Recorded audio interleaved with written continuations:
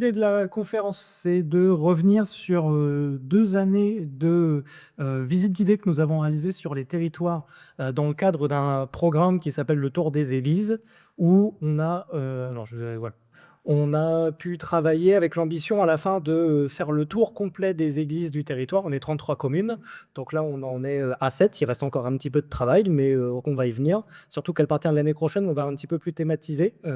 Quoi qu'on avait commencé cette année avec, l'art déco, mais on va tenter de se mettre d'autres contraintes dans ce genre-là. Peut-être avant de commencer, de nous présenter pour que vous sachiez à qui vous avez affaire? Oui, donc Vincent, vous me connaissez tous. Donc toujours animateur du patrimoine. Maintenant, ça va faire 12 ans que je travaille pour l'Office de tourisme. J'avais commencé quand c'était encore associatif. Et ma passion a toujours été l'histoire. Voilà. Et l'idée vraiment de notre métier, c'est de mettre en valeur notre patrimoine, donc historique, mais aussi naturel, immatériel, traditionnel, à travers multiples événements, tels que conférences. Et de mon côté, Valentin, alors peut-être que d'autres ne me connaissent un petit peu moins parce que je suis pas là depuis aussi longtemps que toi.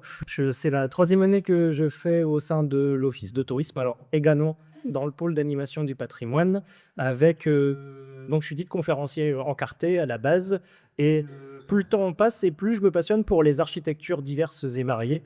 Donc, voilà ce qui fait qui m'amène devant vous, ce soir. Ce qui fait qu'on a été très content de savoir que la thématique nationale des Journées du patrimoine, c'est patrimoine architectural. Et on vous propose une présentation chronologique des églises, que vous allez, découvrir ce soir. Donc on commence avec la plus ancienne du territoire qui est Cerisy, ensuite Henencourt. Alors il y a un gros bond, hein, entre Cerisy et Henencourt, et il y en a d'autres qui viendront compléter la collection dans les années à venir. Donc Henencourt qui est du 19e et ensuite on s'attaque à, 5 gros morceaux, de l'art déco avec, le Hamel, Seille-le-Sec, Marcel Cave, Villars-Bredonneux et la Haute-Warfuse. Alors, on va tenter de faire court. Je ne sais pas si vous le voyez, j'ai 85 slides. Alors, je ne sais pas si je les ferai tous, mais on va tenter d'accélérer et d'être assez concis, tout en étant précis. Alors, Vincent, je te laisse commencer avec. Et on va commencer par sur les îles. Donc, on va essayer, comme on vous l'a dit, de faire des présentations assez succinctes, donc passer une dizaine de minutes par église. Et on commence donc par la plus ancienne, Cerisy. Donc, celle-ci, c'est moi qui ai voulu la faire, juste parce que c'était la plus ancienne qu'on a sur notre territoire. On a des références du vocable Saint-Jove du XIe siècle, suite à la donation donc, du seigneur du Pont-de-Fût à l'abbaye de Corbie. Mais en tout cas, le bâtiment, tel qu'il est, date du XIIIe siècle. C'est-à-dire que les moines de l'abbaye, quand ils ont récupéré le village de Cerisy, ils se sont implantés, puisque c'est un village qui était extrêmement riche au point de vue de terres arables. Ça a amené énormément de nourriture à l'abbaye, donc ils y ont construit leur village. C'est eux qui sont bâtis et développé le village à partir du XIIIe siècle. Et des vestiges de cette époque sont notamment le clocher, qui est encore à l'extérieur de l'église, et on voit qu'il y a les pierres sont montées en gradin en bas. Donc ça, c'est typiquement du XIIIe siècle. Hein. On retrouve ça notamment à la cathédrale d'Amiens, pour vous donner un ordre d'idée. Enfin, bah, donc, une église, c'est la plus ancienne. Cette église, forcément, elle a fini par se développer et on a dû l'agrandir au XVIe siècle. Et ça, on va voir ça après, notamment avec des balles-beautés qui ont été mis. Et pour finir, cette première église va subir énormément de dégradation pendant la Première Guerre mondiale. Donc, on va la restaurer très rapidement. Pourquoi? Parce qu'elle a été classée au monument historique en 1909. Ça fait partie des premiers bâtiments classés sur les territoires de Val-de-Somme. Voilà. Une église assez intéressante. Une vue intérieure de cette église, simplement pour vous montrer, j'ai juste... Ouais, ça. Désolé, elle est floue. Voilà, on a réussi à trouver mieux comme photo. Les photos qui ont été postées il y a 2 ans avec un téléphone portable qui était... Dans un contexte, il pleuvait, en plus. Voilà. Hivernal en plus, moi c'est pas grave. Donc là, vous avez l'intérieur de l'église. À l'origine, il n'y avait que la nef de cette église et on l'a agrandie. Et pour preuve, vous avez ici des fenêtres qui sont aveugles aujourd'hui. Des simples voûtes qui datent du XIIIe siècle. On a bâti les bas-côtés juste après, au XVIe siècle. Donc tout ça, c'est devenu avec ces fenêtres qui ne servent plus à rien. Et pour montrer que l'église est vraiment très ancienne, quand vous y allez, on est obligé de descendre 3 marches aujourd'hui parce que en 800 ans, le terrain a augmenté. Voilà, tout simplement. Donc voilà, pour l'histoire de cette église. Le mobilier, maintenant, il y a du mobilier remarquable dans cette église. À commencer, quand on rentre, il y a quelque chose d'assez spectaculaire. C'est ceci, je ne sais pas si vous l'avez déjà remarqué quand vous allez à Cerisy. C'est à gauche, quand on rentre. de la porte. C'est un ancien cadavre qui a été totalement détruit par un obus. Dans la Première Guerre mondiale, ce cadavre se trouvait derrière l'église. Il a été détruit et un habitant a récupéré ce qu'il pouvait et il y a construit cette œuvre qu'il a incorporée dans l'église, une œuvre commémorative. Voilà, due au fragment de l'explosion en 1918, parce que les Allemands sont entrés dans le village. Ensuite, juste à côté de l'entrée, on retrouve une statue de Saint-Georges, parce qu'on est dans le vocable Saint-Georges, donc elle est dédiée à Saint-Georges. Là, c'est Saint-Georges à cheval, qui piétine le dragon qui vient de tuer à la lance. C'est une statue en bois du XVIIe siècle, et là, pour la petite histoire, elle a été déplacée par l'armée française en 1916, en Normandie, donc un petit village qui s'appelle Martinville-Épreville, et elle est revenue ici en 1924, et le jour de la consécration de l'église. On avait le comte, voilà. Donc ça fait partie des plus anciennes statues. Au fond de l'église, là je vous en ai montré qu'une seule, mais il y a 3 hauts-reliefs, ce qui est extrêmement rare, hein. On a surtout des bas-reliefs, mais des hauts-reliefs, on en trouve beaucoup moins. Donc on en a 3, ils datent tous du XVIIIe siècle. Là, on a donc au-dessus de l'autel, là c'est la Visitation, voilà. On en a un autre qui représente l'Annonciation et le 3e qui représente donc Jésus au jardin des Oliviers. La Visitation est celle juste au-dessus de l'autel. Donc hop, c'est la Vierge Marie qui va voir sa cousine. Je ne sais pas si vous connaissez un peu la Visitation, donc sa cousine Élisabeth, pour lui annoncer qu'elle est enceinte du Christ. Et Élisabeth, en retour, elle lui annonce qu'elle est enceinte de Jean-Baptiste. Et tous les deux, ce sont des miracles. Et c'est là, au cours de cet événement, que Élisabeth dit Tu es bénie entre toutes les femmes. Phrase qu'on entend très souvent à la messe. Et on fête donc la Visitation le 31 mai. De l'autre côté, je vous ai dit, on a l'Annonciation. Donc ça, c'est l'ange Gabriel qui annonce à Marie qu'elle va enfanter Dieu. Et c'est là où il a dit Je vous salue Marie. Voilà. Pour l'anecdote, de l'autre côté, c'est Jésus au jardin des Oliviers. En tout cas, il y a aussi une petite anecdote sur celle-ci. Je voulais la présenter. C'est la plus ancienne des statues. Elle date de la toute première église, puisqu'elle date du XIIIe siècle. C'est Saint Jean-Baptiste qui a survécu. Donc, il a été très détérioré par la guerre, mais il a survécu au conflit. Et on le reconnaît par ses habits qui sont en peau de mouton. Voilà, tout simplement. Il se trouve en plein milieu de la nef. Donc ça, c'est pour ce qui est du mobilier assez particulier. Et vous avez des raretés dans l'église de Sorézy.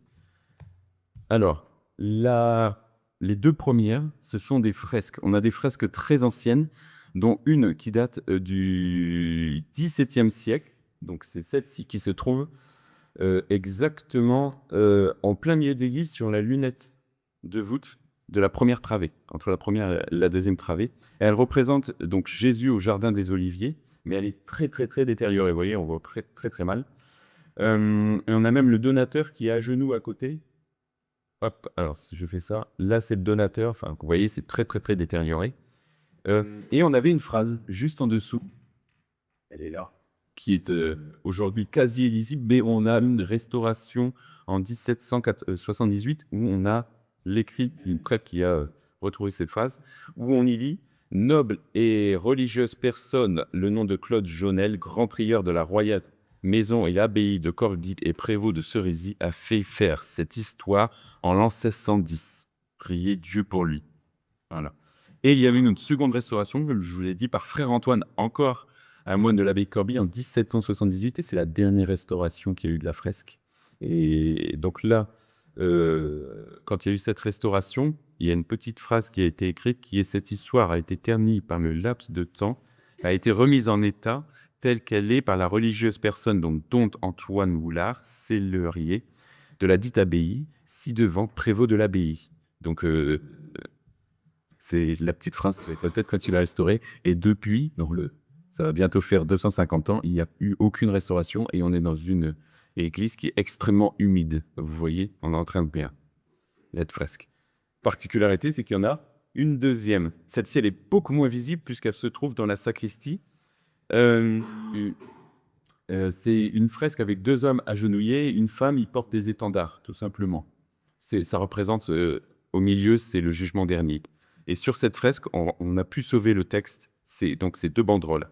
C'est écrit en latin « Non intre invidictus cum, bref, voilà. C'est-à-dire, n'entre pas en jugement avec ton serviteur. Et de l'autre côté, c'est marqué, hop, au milieu glacé, délivrez-nous, Seigneur. Bon, c'est des textes de jugement dernier. Celles-ci ont été faites donc en 1610, mais n'ont pas encore été restaurées. C'est pour ça que l'état de délabrement est encore plus avancé, donc il faudrait mettre en place un plan de sauvegarde. Ça. On verra comment on peut faire. Mais en tout cas, c'est deux particularités qu'on ne retrouve plus forcément aujourd'hui dans les églises. Ensuite, ça vous connaissez beaucoup plus, puisque c'est un ferronnier d'art local qui a construit ça. C'est Jean Virène, dit le Vivarais. Donc, c'est un maître serrurier, ferronnier d'art. Donc, il est né en Ardèche, mais qui a vécu une partie de sa vie aussi à Corbier, qui a fait de grandes œuvres en ferronnerie, notamment les grilles du chœur de la cathédrale d'Amiens, les grilles de l'abbaye de Valoir, les grilles du château d'Ailly. Ah oui, les grandes références. Et les grilles de l'abbaye. Voilà. Donc, vous voyez, des grandes références. Ces grilles ont été faites par sa main. On a retrouvé un texte qui montre qu'ils ont été faits par sa main. Et ils étaient beaucoup plus somptueux. Hein. Vous imaginez, c'était des grandes grilles qui faisaient plus de 2,50 m de haut. La Première Guerre mondiale est passée, ils ont été détruits. On n'a plus que le bas-main des grilles. Voilà. Et c'est vraiment pour rentrer dans le cœur. Et enfin, la dernière chose, c'est ce bas-relief, vous voyez, extrêmement abîmé. Mais celui-ci se trouvait sur la façade nord de l'église, au-dessus de la porte d'entrée. Il a été sauvé de la Première Guerre mondiale, parce que l'église a été très bombardée. Le côté nord s'est totalement effondré. On a pu sortir ce bas-relief. Elle représente la descente de croix. Donc voilà, on a, c'est difficile à voir, mais Jésus là, dans les bras de Joseph. Vous avez ici Marie-Madeleine qui lave ses pieds. Là, vous avez sa mère, donc la Vierge, qui est dans les bras de Saint Jean. Et tout au fond, on a une grotte qui est en train de s'ouvrir avec Nicodème. Voilà, avec la Trinité représentée ici. Donc voilà, ça se trouvait sur la porte d'entrée. Donc elle a été miraculeusement sauvée du bombardement de 1918. Elle a été remise ici. Elle se trouve sous le clocher côté intérieur, là où il y a encore les cordes pour tirer les cloches. Voilà. Et on avait une date qui est 1610, il me semble. Mais je vous la retrouve pas, je stoppe. Donc voilà vraiment les raretés. C'est vraiment des œuvres d'art qui sont considérées comme œuvres d'art. Hein. Et ensuite les extérieurs. Les extérieurs, donc, comme je vous ai dit, l'église a été agrandie à partir du XVIe siècle.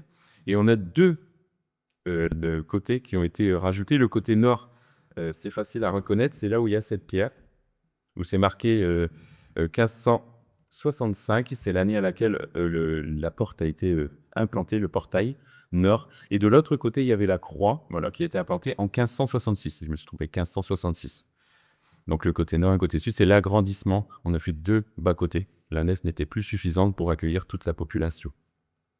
Tout ce que je viens de vous dire sont référencés quand l'église a été classée en 1909 et sont référencés. Et on les retrouve dans l'inventaire du patrimoine. Voilà pourquoi je vous ai présenté ça. En tout cas, en faisant le tour de l'église, on retrouve au chevet de l'église une grande épitaphe le long du mur sous un bas-relief représentant Saint-Georges. On reste dans le vocable de Saint-Georges, une épitaphe où il est marqué « À cet endroit reposent les sieurs », et là on a perdu le nom qui est extrêmement détérioré, « Fourrus de Héritchil ». Je sais qu'il y en a qui sont pas sur les noms. Donc là, il faudrait faire un gros travail épigraphique pour pouvoir retrouver le nom, mais ce qui nous montre que l'église était entourée par un cimetière. Aujourd'hui, c'est une immense place, mais c'était un cimetière, puisqu'on y enterrait les gens. La preuve, il nous reste cette épitaphe. Voilà. Ce cimetière a été déplacé, si vous voulez, au milieu du 19e siècle, vers les années 1860, dans la politique d'assainissement. Parce qu'à l'époque du baron Haussmann, vous voyez, on met à l'extérieur les cimetières. Point de vue sanitaire, ça évite les maladies, il y a plein d'épidémies de choléra. Et deux, ça permet de gagner de la place dans le village. On en fait une place publique et c'est là où on y a mis les abreuvoirs pour attacher les chevaux. Quand vous allez à l'église, vous êtes accueillis par des abreuvoirs. Voilà. Et en continuant, vous avez aussi le clocher. Donc normalement, je ne veux pas me quitter de photos, mais vous avez le clocher qui est très particulier. Le clocher de Cerisy, c'est parce qu'il y a 4 cloches dedans, mais vous avez un carillon avec 6 cloches qui sonnent régulièrement encore de temps en temps aujourd'hui, mais qui sonnent des sons comme l'Ave Maria à la Clairefontaine, chez du Pont-à-Bord, le Roi d'Alobert, selon les heures de la journée. Quand on se promène sur le chemin du halage, on les entend parfois. C'est un carillon qui a été reconstruit donc en 1920 en mémoire du carillon qui avait été installé en 1691 par l'abbé Nicolas Bienheureux. Alors, il se comptait à l'époque 8 cloches. En 1918, quand les Allemands sont arrivés, ils ont enlevé les cloches et ils ont pris les cloches, sûrement pour récupérer le métal. En tout cas, après-guerre, ils n'existaient plus. Donc, on les a reconstruits à partir de 1919 jusque dans les années 20, grâce aux indemnités de guerre pour refaire ce carillon, qui est assez emblématique. Voilà sur ce que je pouvais dire en 10 minutes sur l'église de Cerisy. Alors, si on avance dans le temps et qu'on se déplace géographiquement, on arrive à Henencourt avec l'église Saint-Malo. Donc, si on se donne un petit peu de contexte, on sait que c'est au moins la deuxième église, puisque la première est construite autour de 1404. En réalité, Henencourt, c'est une commune qui se fonde assez tardivement. Et la fondation de l'église témoigne de cette installation tardive ou cette émancipation tardive du territoire. Avec en 1458, le transfert des reliques de Saint-Maclou, de Saint-Georges et Saint-Nicèse dans l'église, ce qui fait que l'église elle s'appelle Saint-Malo. Saint-Malo, Saint-Maclou, c'est la même chose, c'est juste que Saint-Malo est la version bretonne, alors que Saint-Maclou est une version qu'on peut trouver sur d'autres territoires. Bon, alors autant vous dire qu'on a un problème sur Saint-Malo, puisqu'il n'existe pas. Ça fait partie des saints dont on sait que ce n'est pas quelqu'un qui a vécu, mais en fait, les histoires de Saint-Malo ne sont que la fusion de plusieurs personnes, dont au fur et à mesure, à force de perdre la mémoire et de réinventer, des fusions se sont faites, ce qui fait que je ne sais pas qui est dans le reliquaire, mais en tout cas, je peux vous garantir que ce n'est pas Saint-Malo. Par contre, chose qui est assez intéressante, c'est qu'en héritage du transfert des reliques, encore aujourd'hui, c'est le dimanche qui suit la Saint-Nicèse qui sert de fête du village. Alors, Monsieur Roussel aurait dû venir, le maire d'Henencourt, il n'est pas là ce soir, mais j'en avais parlé, il m'avait bien confirmé que c'était encore le moment où ils font la fête de la commune, donc le dimanche suivant, le 14 décembre. Autre élément qui vient encore affirmer la fondation d'une commune assez tardive, c'est 1498, où le premier curé de la paroisse vient s'installer. Et ça, c'est une histoire assez classique. Au XIXe siècle, les communes explosent en termes de démographie, donc il y a très souvent un besoin d'aller refonder une église, d'aller la reconstruire pour tout simplement pouvoir accueillir plus de monde. Ce qui est assez intéressant quand on regarde le cadastre, c'est que l'ancienne église, donc pas celle que vous avez vue en photo, hein, mais l'ancienne église est installée sur le centre-ville, sur la place. Et on sait que l'ancienne seigneurie était aussi installée dans ce coin-là. Sauf que au XIXe siècle, on va avoir un changement assez important, puisque entre la fondation de l'ancienne église au XVe siècle et le XIXe, en fait, le lieu de pouvoir communal s'est déplacé, puisque ici, vous avez le château d'Henencourt, donc Fumé, nouveau seigneur. Et assez logiquement, quand l'église est refondée, elle suit le lieu de pouvoir, parce qu'en général, les deux lieux de pouvoir dans une commune, l'église, la seigneurie locale, plus tard les mairies, ont tendance à rester collés. Et donc là, on le voit que cette nouvelle église va venir se mettre dans l'axe de la ruineuse, donc en traduction française actuelle de la nouvelle rue, qui est en fait une rue qui est percée pour donner une perspective sur le château. Et vient s'installer ici la nouvelle église. Alors, autre chose à prendre en compte, c'est que c'est la famille de Lamette, donc la famille seigneur d'Henencourt, qui finance la fondation de l'église. Donc évidemment, ils ont aussi décidé de la mettre à proximité de leur château familial. Ce qui est intéressant aussi, c'est qu'on voit, on revient sur ce que disait Vincent et sur les cimetières. Là, il est clairement explicité, le cimetière, par les petites croix que vous avez sur le cadastre napoléonien. Donc sur cette nouvelle église, si on s'arrête un petit peu sur la façade, on voit que c'est vraiment l'héritage de son époque, puisque sur l'esthétique extérieure, on est sur une construction qui est en briques, donc avec une certaine économie de moyens. La brique coûte toujours moins cher à produire et à utiliser qu'une fondation en pierre calcaire. Par contre, on va avoir quand même un parement, avec une esthétique qui est relativement épurée, et ça, c'est tout à fait typique de ce qu'on peut trouver sur ce qu'on va appeler du néoclassique, dont l'église en est un très bon exemple. Alors, ce qui est assez intéressant, j'ai toujours regardé, moi, quand je vois des églises qui ont au moins un parement en calcaire, c'est que le calcaire ne va jamais jusqu'au sol. Vous avez toujours un soubassement avec une autre matière, granit ou brique, très souvent, tout simplement parce que le calcaire étant une matière qui est très fragile par l'humidité, on va donc éviter le contact avec le sol pour éviter les remontées capillaires et donc ensuite remplacer en continu la pierre. Si on regarde un petit peu les détails, Ce que on peut en dire de manière assez intéressante, c'est qu'au-dessus des portes, vous allez retrouver deux niches. Alors, une niche qui a encore aujourd'hui un Saint-Joseph. La deuxième niche a disparu, enfin, la deuxième sculpture qui est dans la seconde niche a disparu. On sait que c'était un Sacré-Cœur, donc un Christ en Sacré-Cœur. Au-dessus de la porte, vous allez trouver Dobsoub invoque Saint-Maclou. Donc ça, c'est sous le vocable de Saint-Maclou. Et en dessous, vous avez l'année de fondation de l'église, donc 1840. Au second niveau, enfin au deuxième, parce qu'il y en a un troisième avec le clocher. Au deuxième niveau, deux cartouches, ici, avec deux bas-reliefs, le Saint-Joseph et la Vierge. Et là, on a un petit peu de mal à le voir, mais en vitrail central en art de cercle, on va retrouver un soleil.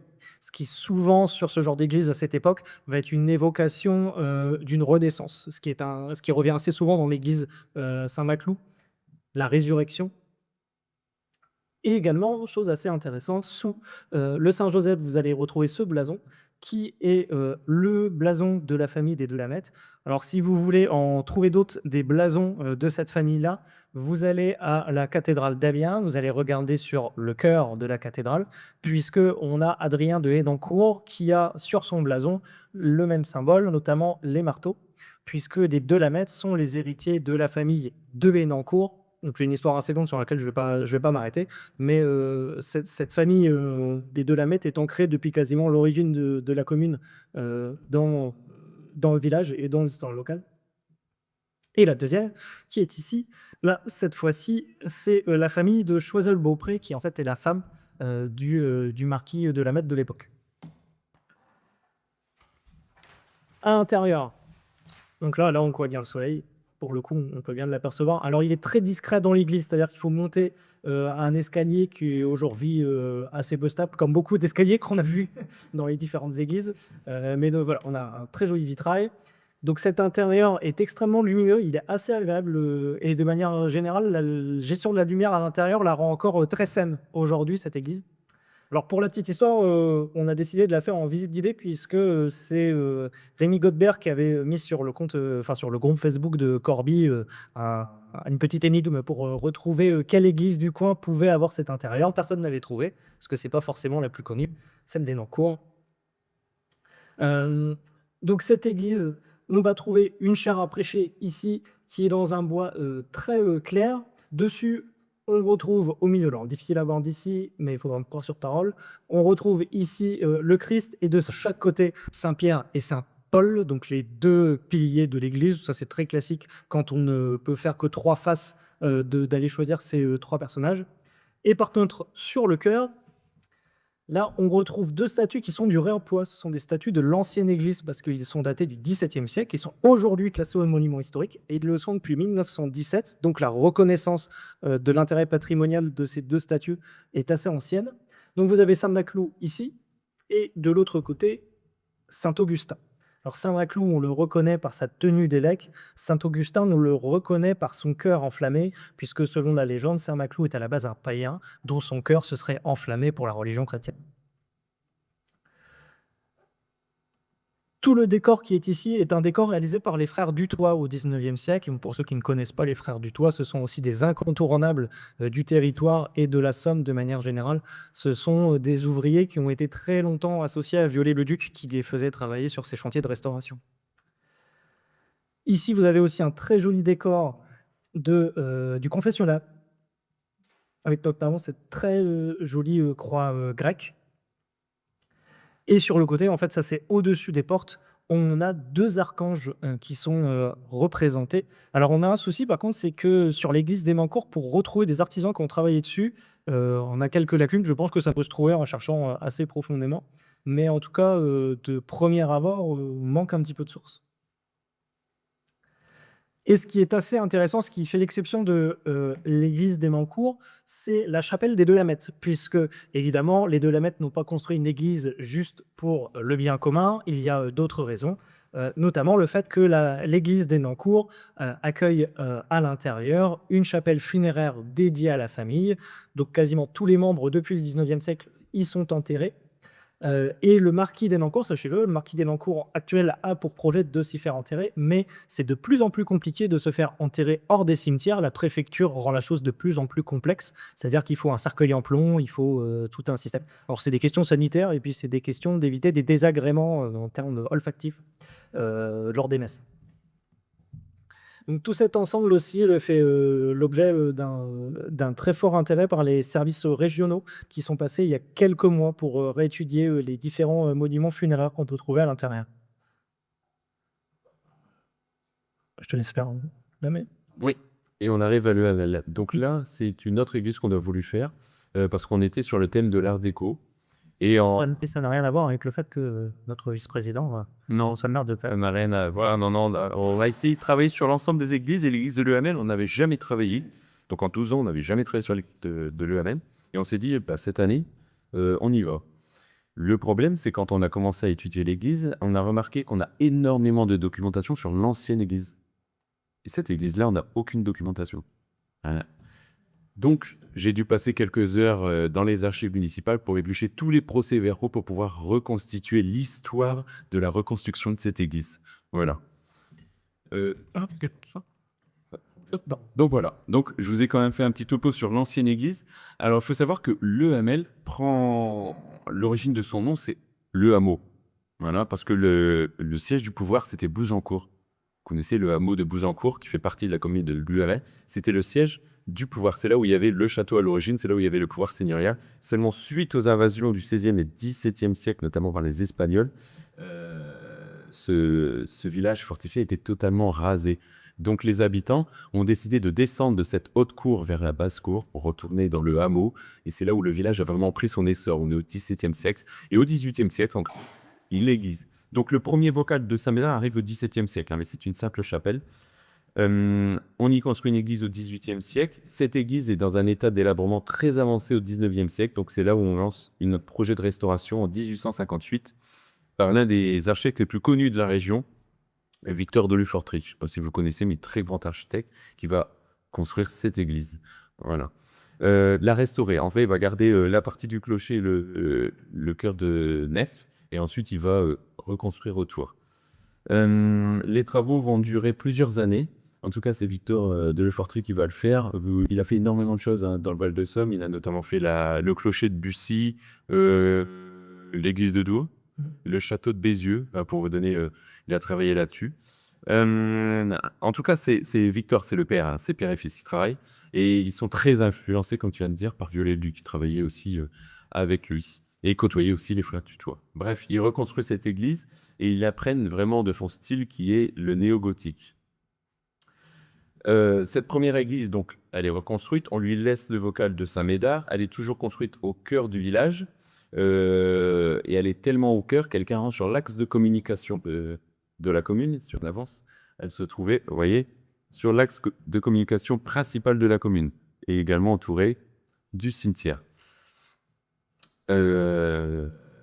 Donc voilà, cette église a été totalement détruite pendant la Première Guerre mondiale. Pourquoi? Parce qu'il y a eu la grande bataille que tout le monde connaît, la bataille du Hamel le 4 juillet 1918, où il y a eu un bombardement australien impulsif, ce qui fait que l'église a été réduite à ça.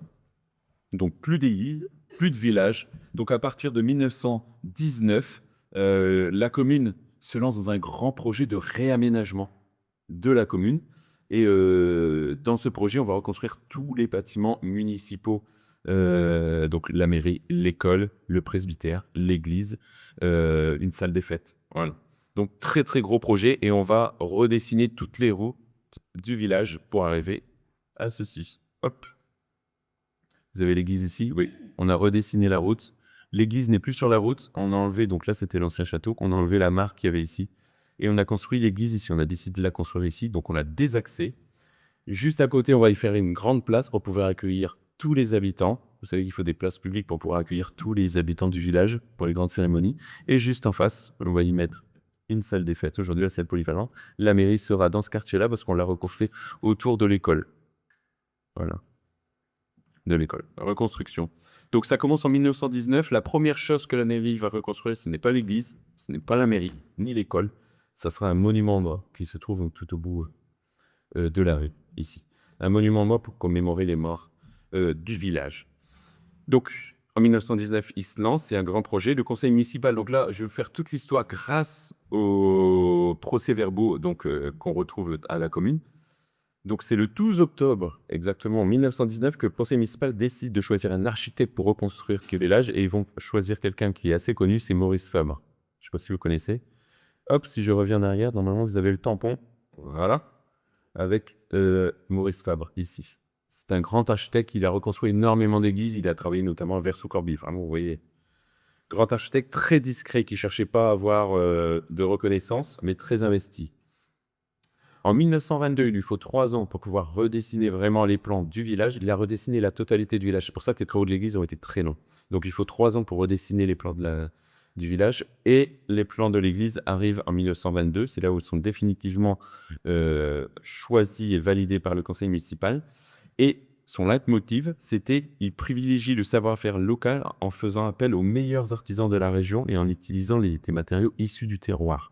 C'est-à-dire que toutes les pierres qu'il va utiliser, c'est des pierres de réemploi, notamment pour le calcaire. Il va faire tourner toutes les briqueteries aux alentours pour pouvoir reconstruire tous les bâtiments, dont une qui est Vaux-sur-Somme, qui est encore en élévation aujourd'hui. Et il va faire appel à des artisans assez connus. Alors, le maçon, c'est le moins connu. C'est Monsieur Lejac qui habitait, c'était le Pabéen, c'est lui qui va faire la maçonnerie. Mais ensuite, les vitraux vont être faits par Tambouret et le mobilier va être fait par Ransard, Gérard Ransard. Donc, vous voyez, il prend des grands noms. Le 24 août, donc, c'est l'entrepreneur qui est choisi, qui est Monsieur Lejeune, qui habite Corbie. Et c'est pour ça que vous avez la date de 1924. C'est la date de la pose de la première pierre. Le gros œuvre est achevé qu'en 1931 avec la pose des vitraux par Georges Tambouret. Et il faudra attendre 1932 pour avoir l'inauguration officielle avec la mise en route du chauffage. Parce qu'il y a une particularité sur cette église, c'est que c'est le chauffage qui a permis l'inauguration de l'église. C'est le cœur de l'église quand on l'a inauguré. Voilà, et il a été allumé en février 1932. Et les travaux sont définitivement terminés en 1934. Oui, beaucoup d'années. 1934 avec la pose notamment des marches et des rambardes. Ah. Ça, c'est tous les documents que j'ai utilisés. Comme ça, vous avez les documents. Et voici les 4 artistes qui ont travaillé, le nom des 4 artistes. Et je vous ai mis en photo Georges Tambouret, qui était un peu moins, on va dire, beaucoup plus fêtard que les 3 autres artisans qui sont restés beaucoup plus en retrait. Là, c'est une photo de lui. Alors, vous allez rigoler, donc c'est grâce au maire d'Ailly, donc Hubert Fleury, qu'on a retrouvé cette photo. C'est parce qu'il était en travaux, il travaillait sur Vers-sous-Corbie et le Hamel en même temps. Il faisait une commune sur l'autre, tous les jours, il changeait. C'était assez rapide. Et un week-end, il est parti à Néolt avec sa femme pour faire un tour d'avion. Voilà, donc c'est une photo qui a été prise. Voilà. Et c'est un descendant de la famille, Monsieur Fleury, qui a cette photo. Voilà. Tout simplement. Il était de passage à l'EAMS, c'est pour ça que je vous l'ai mis. Voici maintenant le mobilier. Pour présenter le mobilier, donc la chaire à prêcher, signée Gérard Ransard, de style art déco. Donc les chairs à prêcher, on retrouve ça dans toutes les églises, forcément. C'est là où le prêtre se met pour interpréter les textes, notamment sacrés, et faire la morale au peuple. Voilà. C'est une élévation physique dans l'église, vous savez, c'est toujours en élévation, et ça symbolise la hauteur spirituelle de la parole divine, qui descend vers le fidèle. Voilà. D'ailleurs, les chairs à prêcher, si vous regardez, ils ont soit des formes, enfin, les 3/4 du temps, c'est des formes octogones. Ne cherchez pas. À 8 côtés, c'est un carré dans un rond. Pourquoi? Parce que c'est le mélange entre la terre et le ciel. La terre, c'est le carré, et le rond, c'est le ciel. Donc, c'est le message qui arrive sur terre. Voilà, tout simplement. Donc là, il est vraiment de style art déco. Et il a été inscrit dans l'inventaire du patrimoine en 1999. Non. Et à côté, donc c'est là où c'est le plus spectaculaire, ce sont les vitraux. Donc signé Georges Tambouret, vous avez plusieurs vitraux. Alors je vais vous les énumérer, je ne vais pas tous les décrire. Et vous avez Thérèse de Lisieux, Jeanne d'Arc, hop, Saint-Roch, Saint-Médard, le Sacré-Cœur et l'Assomption. La particularité, c'est que vous avez tous les vitraux qui représentent des femmes qui se trouvent à gauche et les vitraux représentant les hommes se trouvent à droite. Donc quand vous rentrez, vous avez Thérèse de Lisieux, vous avez Jeanne d'Arc et vous avez l'Assomption qui est au niveau de la chapelle. Et de l'autre côté, vous avez Saint-Roch, voilà, qui est représenté ici, c'est la première à droite, Saint-Médard et le Sacré-Cœur. Je vais juste vous parler de Saint-Roch, puisque le vocable de l'EAML, c'est Saint-Médard, mais le saint le plus, on va dire, mis en avant dans la commune, c'est Saint-Roch, qui est la chapelle Saint-Roch.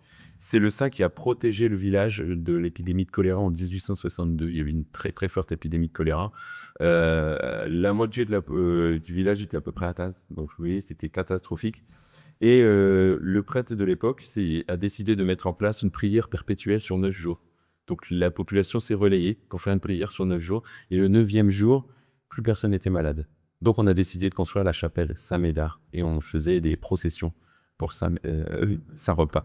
On a construit la chapelle Saint-Roch et on faisait des processions. Voilà, on retrouve plein de documents sur cette histoire. C'est pour ça qu'on le retrouve énormément à l'EAML. Donc à gauche et à droite, les femmes représentant le cœur de la religion et les hommes les bras de la religion. C'était perçu comme ça à l'époque. Et d'ailleurs, sur les bras, il y a encore parfois les nœuds. De toute façon, dans les églises, vous verrez, et les noms des femmes sont à gauche. On était séparés. Voilà. Et en plus, chaque saint répond au saint en face. Par exemple, l'Assomption est en face du Sacré-Cœur. Voilà. En tout cas, ces vitraux permettent de mettre en place un jeu de lumière dans la commune. Là, je vais vraiment parler des symboles et je vais commencer par la lumière. C'est ce qui est le plus frappant quand on rentre dans l'église donc de l'EAML, c'est que c'est une église, les murs sont totalement blancs, mais quand on rentre, c'est une lumière orange, rouge, bleu qui apparaît sur les murs. On est vraiment, vous voyez, on est vraiment assez ébloui. Et en plus, les vitraux sont exposés est-ouest, ce qui fait qu'il y a toujours de la lumière. C'est assez intéressant. Et pourquoi? Parce que dans une église, tout est symbole. Vous avez vu, je vous ai parlé rapidement de la chair assez amont, mais la lumière aussi. Par exemple, le jaune, c'est l'amour divin. Voilà. Le doré, ça représente Dieu. Le rouge, c'est le Saint-Esprit et l'amour. Le bleu, ça vous connaissez, normalement, c'est la Vierge et les cieux. Voilà. L'Assomption est bleu. Voilà. Le Sacré-Cœur sera plutôt rouge. Donc voilà. Tout est représentation jusqu'à la lumière. Et on a aussi des bas-reliefs, je sais pas si je l'ai mis, mais on a aussi des bas-reliefs qui représentent notamment des grappes de raisin. Quand on rentre, en haut des colonnes, on a des grappes de raisin. Le raisin, donc, c'est la vigne. La vigne, c'est la Vierge. La grappe de raisin, c'est le Christ, oui, la terre et le peuple. L'église, la vigne, et la grappe de raisin, l'humanité. Tout est symbole. Hein. Et on a aussi énormément de pommes de pin. Ça, c'est un symbole qu'on oublie souvent dans les églises. Vous en voyez souvent, c'est sur les piliers de l'église. C'est ce qui tient l'église. Et la pomme de pin, ça représente l'éveil spirituel. Très long alphabet, donc l'éveil spirituel, mais l'immortalité. Il y a des pommes de pin, parfois ils tombent sous terre et ils donnent aucune graine.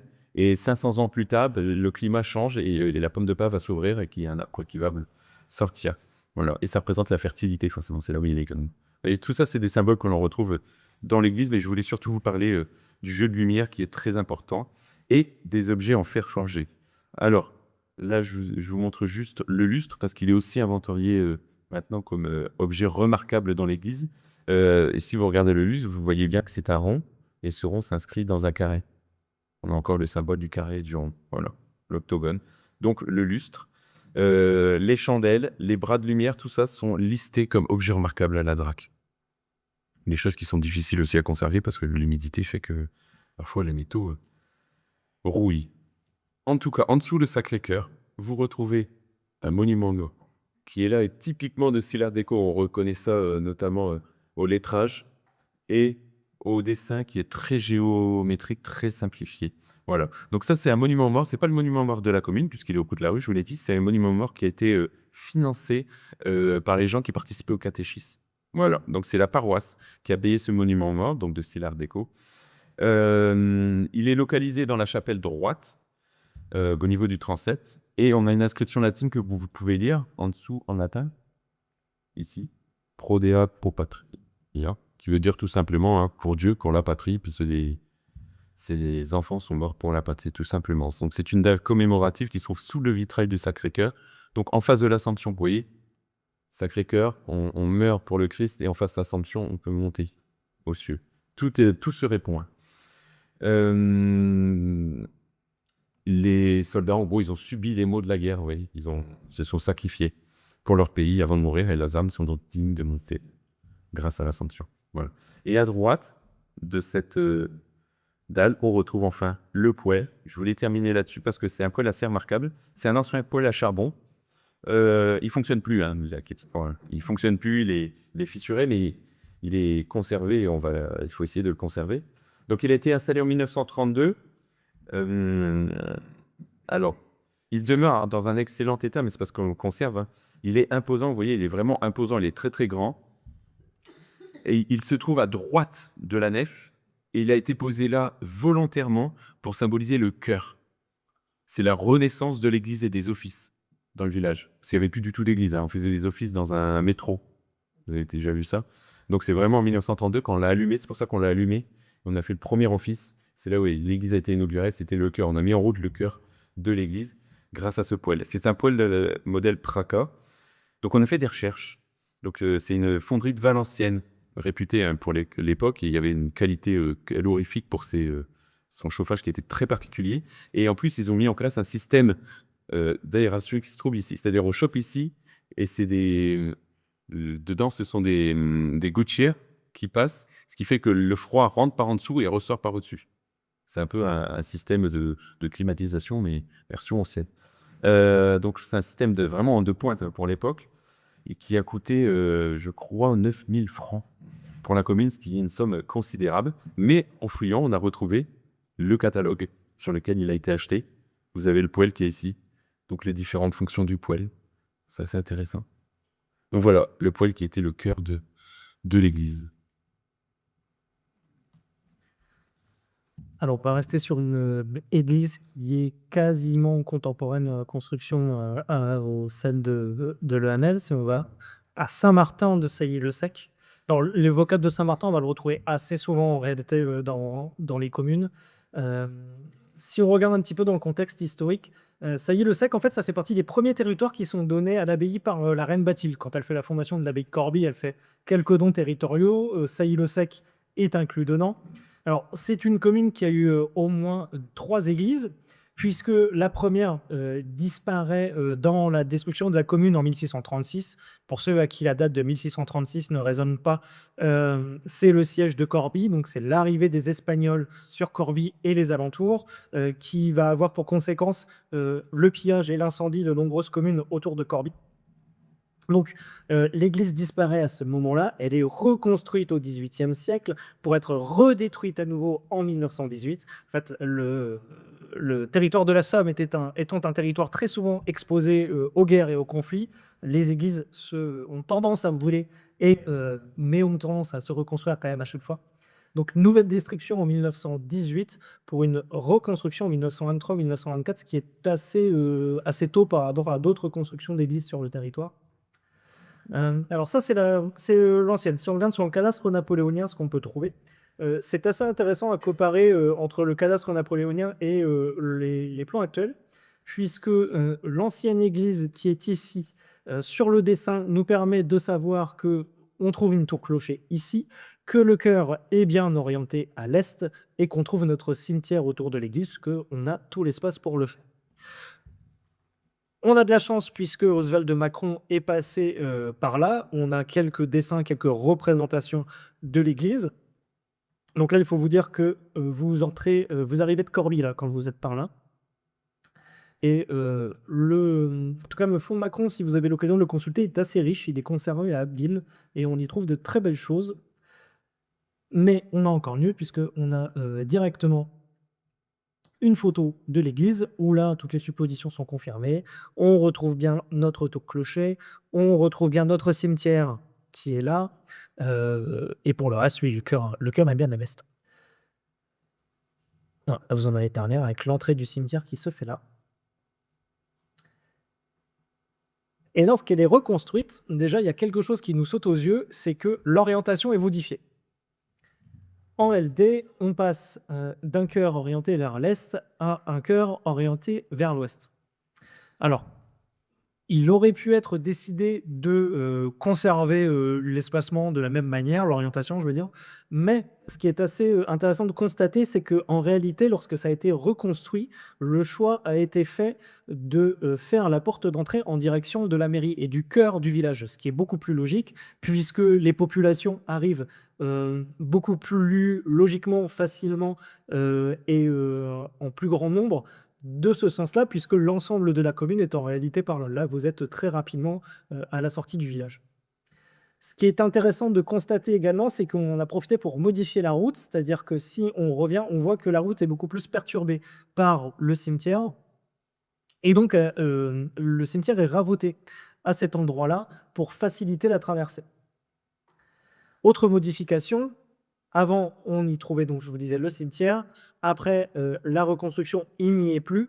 Et en réalité, la ville, le village de Sailly-le-Sec va déménager son cimetière beaucoup plus tardivement que d'autres. C'est-à-dire que quand on regarde les archives de la fin du 19e siècle, il y a un projet de déplacer le cimetière, mais qui ne se fait pas. Et il faut attendre le bombardement de 1918 et la destruction de l'église pour profiter des travaux pour déplacer les corps. Voilà, là, vous l'avez, vous voyez bien la modification. Et donc là, la circulation elle est au plus facile aujourd'hui. Donc si on revient un petit peu sur une analyse, en effet, c'est une brique dominante. Et l'architecte, on le retrouve assez facilement, c'est Léon Saxer, dont on peut retrouver encore quelques documents. Là, c'est marqué ici, dressé par Léon Saxer, architecte. Donc ça, c'est la salle paroissiale qui est installée assez curieusement ici, qui fait presque partie en plus, voire presque en trop. Ça donne une silhouette un petit peu étrange. Et donc, ça servait bien de salle paroissiale avec des choses assez intéressantes. Là, voilà, il y avait un siège à la turque qui visiblement était installé, qui n'y est plus quand on regarde. Donc, tout cet espace-là est fermé. Je ne sais pas s'il est même encore utilisé par la commune. Il ne me semble pas. Et pour la petite histoire, une fois qu'on a terminé la visite cette année, ça a été fait là au mois de février. 2 semaines après, j'ai eu un coup de fil de quelqu'un qui est en fait la petite nièce de Léon Saxer, qui est tombé purement par hasard sur l'article du Courrier Picard et qui m'a dit, mais en effet, quand j'étais petite, j'entendais mon grand-oncle parler de Sailly-le-Sec, mais ne savait pas vraiment ce que c'était. Et elle n'a pas pensé à des églises, puisque Léon Saxer n'est absolument pas un architecte d'église. Léon Saxer fait des maisons sur la côte. Il est installé au Touquet, de toute manière, c'est indiqué ici. Et le plus loin où il va aller, c'est La Baule, pour faire de la maison individuelle. Et l'église de Sailly-le-Sec est la seule église qu'il va faire dans sa carrière.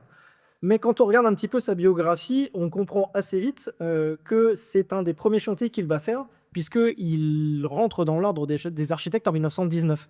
Donc il arrive juste après la fin de la Première Guerre mondiale, et comme beaucoup d'architectes, en réalité, il va participer à l'effort national en répondant à des concours et en produisant une seule fois une église, mais comme beaucoup de jeunes architectes vont faire à l'époque.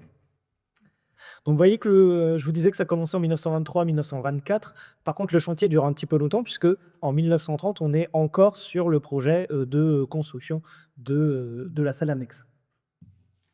Alors quand on regarde à l'intérieur, on constate quelque chose d'assez intéressant, c'est que la période Art déco, la reconstruction des églises, n'est pas une période de rupture, comme on a tendance à penser. C'est-à-dire que quand on voit les aspects extérieurs des églises Art déco, on peut penser qu'on a fait complètement un virage à 180 degrés par rapport à d'autres églises comme celle des Nancourt. Et en réalité, absolument pas. On garde beaucoup de critères qu'on avait au XVIIIe ou au XIXe siècle. Donc typiquement, à l'intérieur, on va garder les colonnes.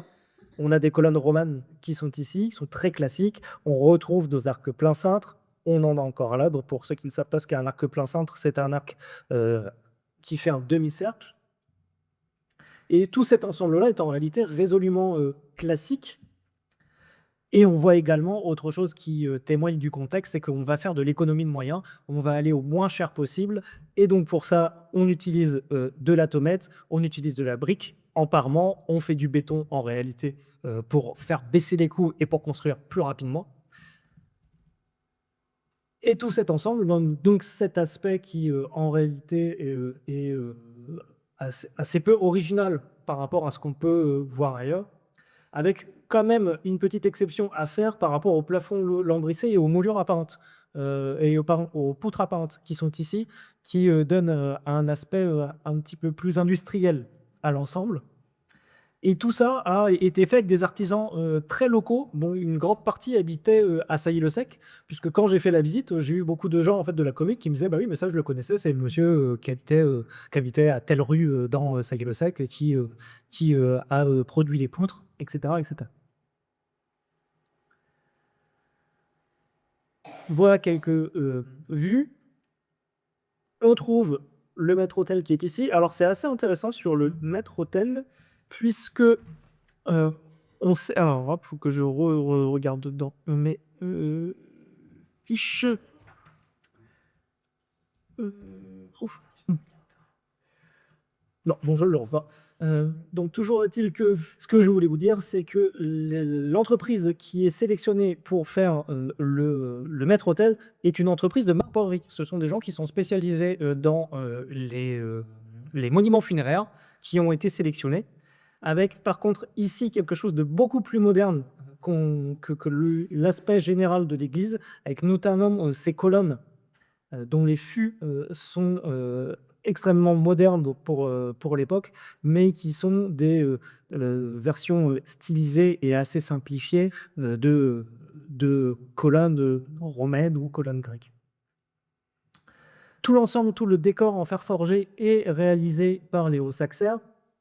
Également les fonds baptismaux qui sont ici, dont on retrouve l'octogone, gros. Et en réalité, ça témoigne aussi d'une époque où on commence à arriver au terme d'architectes totaux, pour un architecte total, des architectes totaux. Et les architectes totaux sont des architectes qui, en plus de produire le bâtiment, vont aussi produire tout le décor intérieur. Donc typiquement, ils réfléchissent également aux différents mobiliers qu'on va installer dans l'église pour donner en réalité une continuité esthétique à tout l'ensemble. Au passage, conservé de l'ancienne église cet étendard qui est dédié à Saint-Martin. Et de chaque côté, dès que vous rentrez dans l'église, vous allez tomber sur deux monuments funéraires qui sont ceux sur la gauche. Donc c'est celui-ci. Marie-Antoinette Bourgeon, qui est demoiselle et dame d'Étouvie, puis dame d'Étouvie, qui avait fait donc du fief d'Étouvie à la cure de Sailly-le-Sec. Ce qui fait que tous les curés de Sailly-le-Sec devenaient seigneurs d'Étouvie. Étouvie, c'est en Normandie. Et enfin, de l'autre côté, ici, vous avez Messire Claude Bourgeon, qui a été écuyer, premier capitaine de cavalerie dans le régiment de Spels, et qui, lui, a été seigneur d'Étouvie. Ce sont deux monuments funéraires. Alors, celui de Monseigneur Bourgeon, du seigneur Bourgeon, date du 17e siècle, alors que celui-ci date du 18e.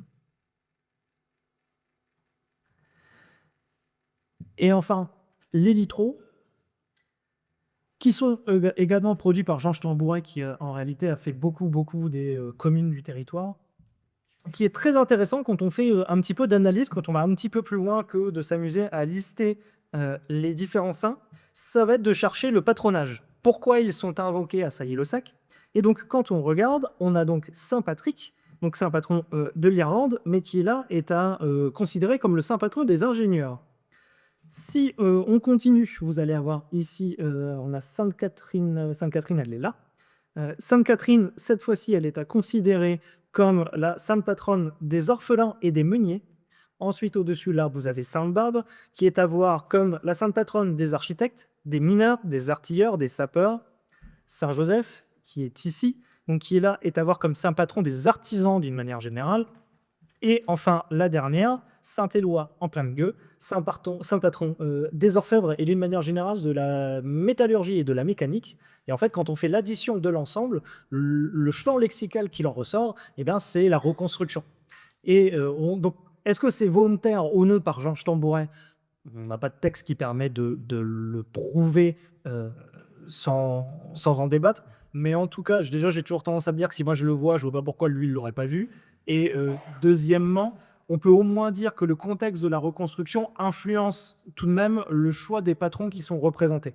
Donc sans doute, il y a quand même une volonté de mettre en avant tous les saints patrons et saintes patronnes qui sont cohérents dans un contexte où on reconstruit une grosse partie de la région.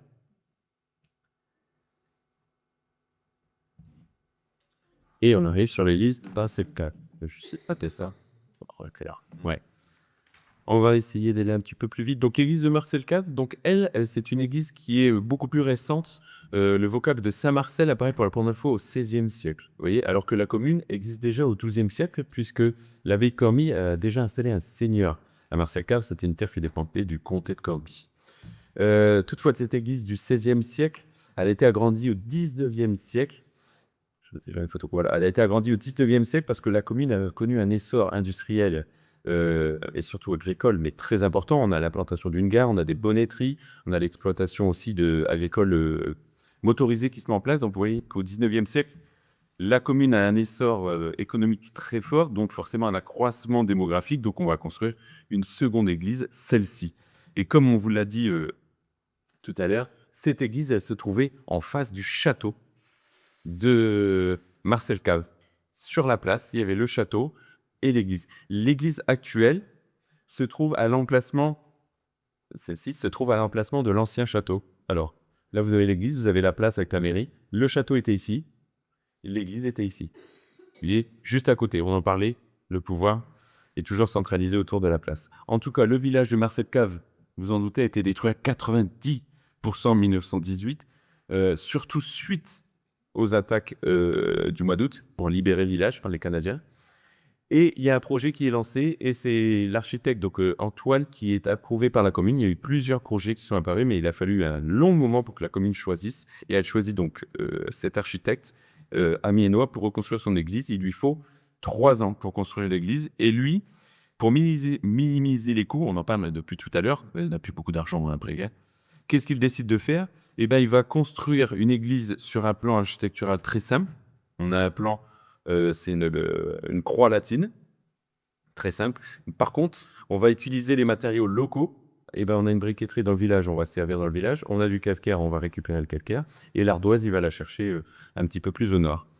Et donc, la particularité, c'est qu'il utilise des matériaux simples, une décoration des matériaux simples, un plan très simple, mais il va tout miser sur la décoration. Voilà, tout simplement. Et ça, on le voit très bien au niveau de son entrée. Hein. Vous voyez, simple voûte avec des colonnes, tout est symbole. Hein. Ça, c'est parce que les gens, c'est l'élévation de l'esprit. Hein. Tout est symétrique, vous pouvez couper en deux. Hop, la symétrie apparaît. On est encore dans l'art déco. Les 3 voûtes, ici, en réponse aux 3 marches, en réponse aux 3 colonnes, c'est la Trinité, tout simplement. Donc, vous voyez, matériaux simples, calcaire, briques, ardoise, sur un plan de croix latine. On ne va pas chercher plus loin.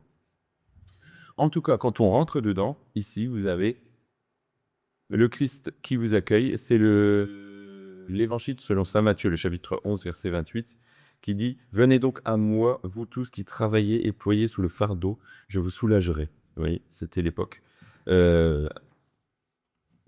Donc voilà, on fait une tête totalement simple, un dallage noir et blanc. Quand on rentre, il y a 13 croix grecques qui mènent de la porte jusqu'au cœur. Il y a encore un symbole. Dallage qui est noir et blanc, encore un symbole. Hein. Stabilité, l'ordre. Ensuite, on a un faible transept. Sur ce transept, on retrouve les fonts baptismaux. On retrouve aussi 2 autres autels.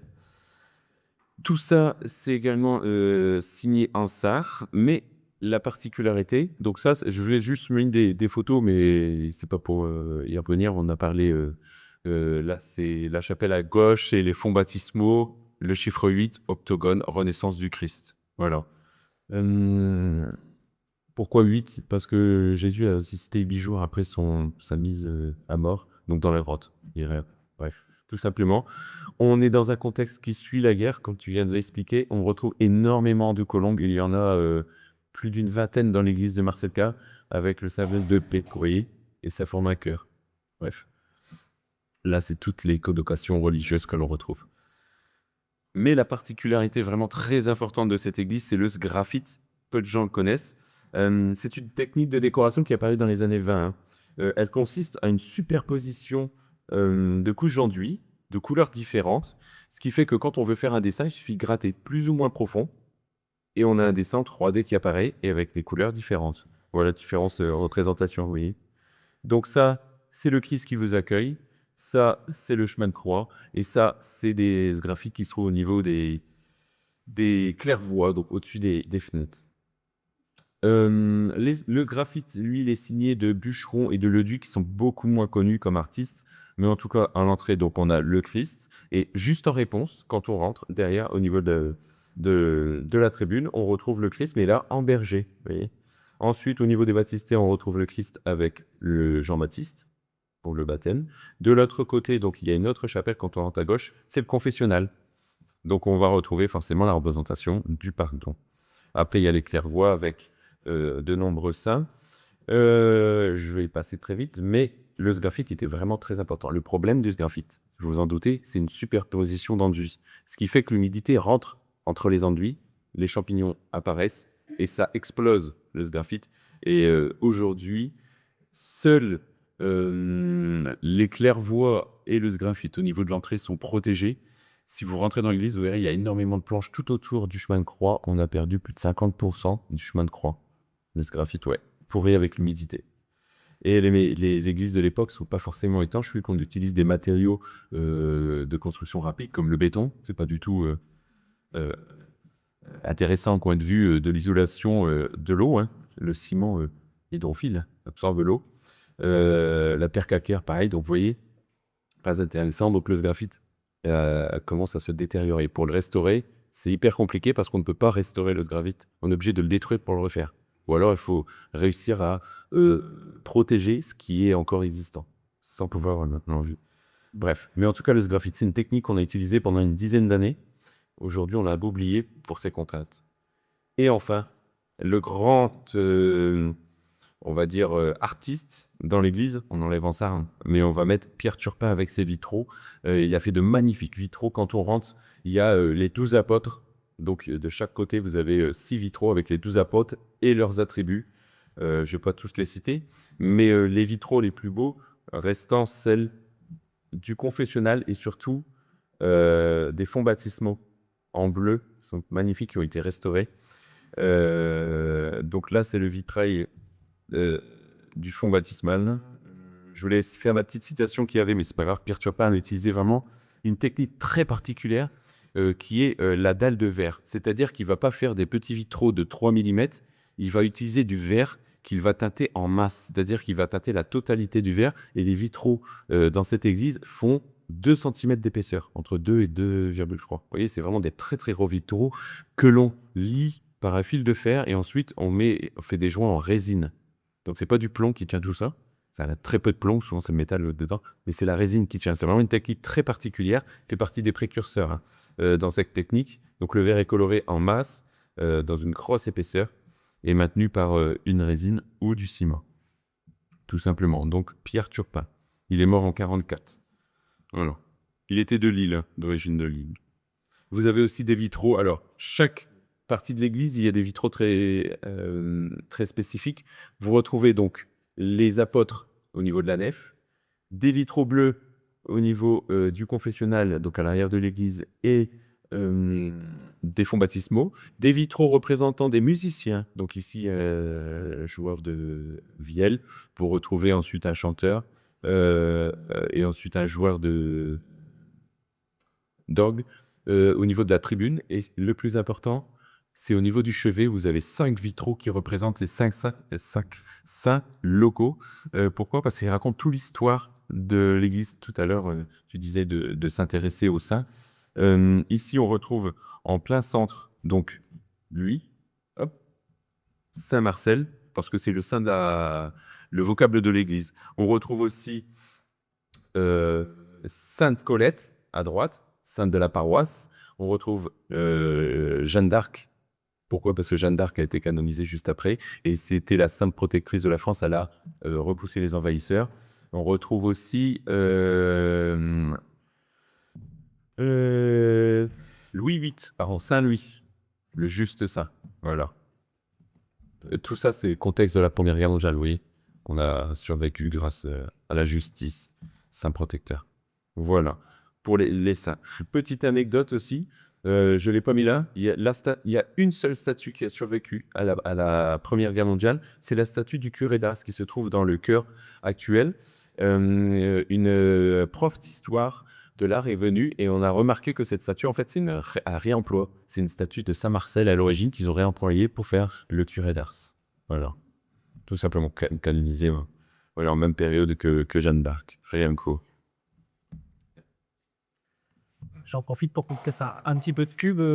On a été invité par l'annuaire Martial 4 demain matin à faire une lecture des vitraux dans le cadre de la restauration de ceux-ci qui sont revenus. C'est-à-dire que c'était un très gros travail. Vincent expliquait le travail d'étable qui rend la restauration d'autant plus complexe parce que tous les vitraillistes ne maîtrisent pas cette technique-là. Donc les vitraux sont revenus à Marcel Cade et ils seront présentés demain dans le cadre des Journées du patrimoine. Alors, je vais tenter de faire rapidement pour les 2 dernières qui nous restent, qui ne sont pas des moindres pourtant, l'église Saint-Jean-Baptiste de Villers-Bretonneux. Alors déjà, je fais un abus de langage, puisque ce n'est pas l'église Saint-Jean-Baptiste, en réalité, c'est l'église de la Nativité de Saint-Jean-Baptiste, mais ça ne rentrait pas dans un PowerPoint, donc on fait la réduction. L'histoire de l'église Saint-Jean-Baptiste, c'est la 3e église du territoire, encore une fin de la commune, encore une fois. Celle-ci ayant été rasée quasiment à 100% en 1918, on demande une reconstruction qui est déléguée à la coopérative diocésaine. Ça, c'est arrivé sur d'autres églises, là j'insiste dessus puisque c'est mentionné clairement dans les sources. Alors, je ne vous cache pas que la coopérative diocésaine reste assez nébuleuse quand on s'y intéresse, c'est assez compliqué à suivre. Toujours est-il que c'est un regroupement mené par le diocèse pour la reconstruction des églises. En réalité, c'est une espèce de délégation de service public où, dans un cadre où il faut reconstruire une partie du territoire, le diocèse dit laissez-nous au moins gérer les églises, ce qui n'empêche que les communes, par exemple, au conseil municipal acceptent ou non les projets, mais l'ensemble en termes de vocabulaire, de choix d'architecte et de dessin peut passer par la coopérative diocésaine. Ici, c'est le cas. Ce qui amène à quelques échanges assez intéressants, on en parlera tout à l'heure. Le choix de l'architecte et la pose de la première pierre est fait en 1926 et on lance définitivement les travaux en 1927. J'insiste sur le fait que 1927, alors que la guerre s'est terminée en 1918, ça commence à faire assez long. Il faut bien penser que même si les églises sont capitales, il faut d'abord réinstaller les gens dans des logements. Donc le choix est d'abord fait de miser sur, en termes économiques en tout cas, de miser sur de la reconstruction d'habitations. Et à ça vient s'ajouter la complexité de refaire des églises. C'est des bâtiments qui sont quand même des challenges architecturaux. Alors, juste pour vous montrer assez rapidement les 2 anciennes églises. Alors, je ne vous cache pas que celle-ci, je l'ai mise pour le plaisir de mettre une illustration, mais la provenance de ce dessin, elle est assez complexe. On n'a pas vraiment de source. En fait, je l'ai retrouvé sur un forum d'Anglais qui sont fascinés par la Première Guerre mondiale et qui ont à un moment fait un focus sur Villers-Bretonneux et l'indique. Mais ce dessin-là est assez curieux. Enfin, assez curieux en tout cas sur le peu d'informations qu'on a dessus. Mais je le mets parce que ça correspond quand même à ce qu'on peut trouver sur le Canastra. Et la 2e église, qui est celle-ci, qui est construite à partir de 1844 à 1859, qui a un lien de parenté quand même à l'abbatiale de Corbie, il faut quand même le dire, esthétiquement ça se ressemble. 1844, si on redonne un petit peu de contexte, Villers a explosé en termes d'économie industrielle. C'est une commune qui monte à 6500 habitants, ce qui n'est toujours pas le cas aujourd'hui dans la Villers actuelle. C'est de l'apogée de Villers-Bretonneux. Il faut donc refaire l'église pour accueillir convenablement les habitants. Et en pied de nez à l'abbatiale de Corbie, on va reproduire un bâtiment très proche pour montrer un petit peu que le nouveau Corbie ou la nouvelle tête locale, c'est Villers-Bretonneux. Et il y a aussi, c'est l'église Sainte-Catherine de Tête, où il faudra que je retrouve, je ne l'ai pas là. Il y a une église de Daniel qui sert aussi d'exemple pour la construction de celle-ci. Alors, quand on regarde un petit peu le cadastre napoléonien, donc la première église était installée ici. Pour vous aider à vous localiser, aujourd'hui, là on le voit si on compare, la mairie est là. Donc la mairie serait ici, la grande place est là, le marché couvert est installé ici, donc là, Euh, donc l'église serait au niveau de la place du Général de Gaulle. À nouveau, on retrouve le cimetière en plein centre. Et quand je vous disais que ça me semblait cohérent, on voit le clocher ici, on voit l'entrée du cimetière, ce qu'on retrouve là, et on voit le clocher là. Euh, L'église, quand il faut la reconstruire, alors on se retrouve avec des problèmes qu'on trouve assez souvent quand on construit des églises au 19e siècle. On construit dans une commune qui est déjà urbanisée, donc il faut à un moment trouver de la place et on ne peut pas forcément reconstruire à l'endroit exact où était l'ancienne église. Donc là, on la déplace et elle va se trouver. Donc là, quand on vient, l'église est là. La nouvelle église va se trouver ici, là. Voilà. Donc il y a eu un déplacement, mais ça m'a frappé il n'y a pas longtemps en repassant dans Villers-Bretonneux. Ce qui est intéressant, c'est qu'aujourd'hui, on retrouve en fait à nouveau le lien avec les 3 lieux de pouvoir, puisqu'on a l'abbaye qui est là, qui en fait occupe l'ancienne place du château de Villers-Bretonneux, l'église qui est à proximité, et on trouve le 3e pouvoir, qui est le pouvoir commerçant avec le marché couvert qui est ici. Donc en fait, on retrouve des schémas médiévaux. Au passage, je dois quand même citer qu'en fait, à Villers, on n'a pas une église, on en a 2, notamment l'église provisoire qui est située juste à l'arrière de l'église actuelle. En réalité, la voile est là. Ça, c'est l'église provisoire qui a été conservée, qui est toujours là aujourd'hui, en relatif bon état, même si elle a été un petit peu retravaillée. Donc la première messe est célébrée en mars 1920, puisque avant c'était fait dans une usine. Alors ça a été fait d'abord dans un couvent. Les petites messes étaient faites dans un couvent situé rue des Tavernes, et c'est l'usine Valton qui était réquisitionnée pour les grandes célébrations. On s'est vite rendu compte que ça allait poser des problèmes. Donc sur initiative de l'évêque d'Amiens et sur levée de fonds privés, on va décider de construire une église provisoire qui sera utilisable de mars 1920. L'église a pu être réutilisée plusieurs fois. Historiquement, après la Seconde Guerre mondiale, lorsque l'église est à nouveau bombardée et qu'il faut la refaire. En 1998, quand il y a des campagnes de restauration sur l'église, on redéplace les messes ici.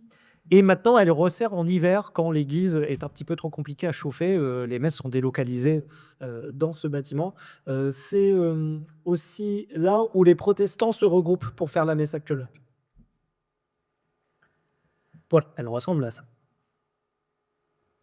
Alors, à l'intérieur, avait été complètement modernisé, hein, pour le coup. Ça a servi aussi, j'en parlais aux enfants à qui je faisais la visite dans l'après-midi, ça a servi au Covid comme salle de cantine, puisqu'à un moment, il fallait faire de la distanciation sociale, et l'église a pu servir comme cantine. Alors, il faut parler d'un architecte. Là, on est sur un des architectes les plus importants du territoire en termes d'influence et en termes de renommée, c'est Albert Gilbert, dont on peut dire que c'est un architecte aussi évolutif. Pourquoi donc? Puisqu'il commence en 1901 avec ce genre de bâtiment. Alors peut-être que le bâtiment, vous ne le connaissez pas et c'est très probable. Par contre, vous connaissez l'origine de ce bâtiment, puisque c'est Notre-Dame de la Consolation, qui est un bâtiment, qui est une église montée en mémoire des victimes du bazar de la Charité à Paris. Donc en 1901. Et l'idée était de vous montrer que Gilbert n'est pas un architecte de l'art déco dès le début. En réalité, Gilbert, il commence sa carrière dans les années 1880. Donc lui, il a une formation très classique, néoclassique de l'architecture, mais ça va progressivement évoluer, influencé en partie par son fils, qui est un architecte, lui, qui fait ses classes à la période art déco. Vous avez la première. En 1904, ça, c'est la cathédrale arménienne de Saint-Jean-Baptiste qui est à Paris. Et en 1926, là, c'est l'église Saint-Jacques qui est une église basée à Versailles. Donc là, en fait, ce qui est intéressant, c'est de voir l'évolution du vocabulaire qu'il utilise et de l'esthétique pour aboutir à ça. Alors, Gilbert n'a pas fait que l'église de Villers-Bretonneux, il est aussi à l'origine de la mairie. Et il était installé directement à Villars pour aider aussi à la reconstruction de certains logements. Alors, on ne peut pas dire que c'est lui qui a dessiné les plans, mais il servait dans une espèce de coopérative également pour permettre à tous les habitants de Villers-Bretonneux de retrouver un architecte pour reconstruire leur maison. Alors, cet ensemble-là, il est assez intéressant par sa forme. Alors, c'est un des bâtiments, enfin, c'est une des églises de la reconstruction les plus chères de toute la Somme, puisque ça a coûté 4 millions de francs, la reconstruction de l'église de Villers-Bretonneux, avec des dimensions qui en fait sont très similaires à celles de l'ancienne, même si l'esthétique, elle, est complètement différente. avec cette énorme tour-clocher qui domine Villers, hein. En fait, on la voit de très très loin. Dès que vous sortez quasiment d'Amiens, vous l'apercevez, l'église de Villers-Bretonneux. Avec quelques éléments assez intéressants qui témoignent du contexte, de l'époque, notamment cette superbe croix grecque que vous trouvez ici et que vous trouvez également là. Et on va trouver une date, 1929, qui n'est pas la date de conclusion du chantier, mais qui est la date d'installation et de bénédiction des cloches.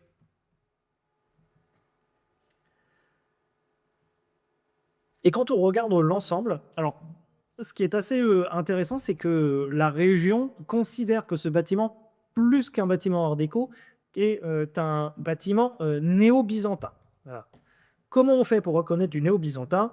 Eh bien, en fait, c'est un vocabulaire qu'on va retrouver en Orient, et notamment ici, en fait, on peut avoir l'impression que ce sont des arcs brisés, donc des arcs comme on peut trouver en gothique, mais en réalité pas du tout. Ce sont des arcs plein cintre qui se croisent. Le premier arc est ici, le deuxième arc est là, le troisième commence ici. C'est la même chose là, là et là. Donc ça, le choix du plein cintre, en effet, que tu évoquais, le néo-byzantin, et la bichromie. Mais là, cette bichromie, elle se joue avec le béton qui est d'ici, avec toute la brique qui sert de parement.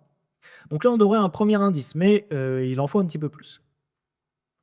Et un petit peu plus, en fait, on va en trouver à l'intérieur de cette influence byzantine, notamment par ces colonnes qu'on trouve à l'intérieur, dont ces grands paniers que vous allez trouver au-dessus. Ça, c'est vraiment des choses qu'on peut retrouver sur des églises du 10e, 11e, 12e siècle dans l'ancien Empire romain d'Orient. Et à ça, on peut également ajouter le choix d'avoir fait des colonnes ioniques, donc avec ces formes en volute, qui là sont très évocatrices d'une influence orientale. Si on continue, là vous l'avez, le panier, le chapiteau bonique, et le fait de faire le choix de la croix grecque. La croix grecque, comme son nom l'indique, est une croix qu'on va trouver avant tout dans la partie orientale de l'Europe. Et cette croix grecque, elle revient assez souvent dans les bâtiments art déco influencés par la construction byzantine. Et ce qui est assez intéressant en termes de symbolique, c'est que si la croix latine est la croix des hommes, la croix grecque est la croix de Dieu, puisqu'elle est parfaite en tout point, notamment elle est totalement symétrique. Et autre intérêt, la croix grecque, elle rentre dans un rond, qui lui-même rentre dans un carré. Donc on retrouve l'octogone, on retrouve le monde des cieux et le monde de chair, le monde humain. L'octogone, on va le retrouver également. Alors, si on remonte ça ici, hein, les photos sont prises sur le plafond. L'octogone, on le retrouve là. À nouveau, on a l'orne, la croix grecque. Et tout ça, en réalité, on peut le considérer comme une évocation de coupole.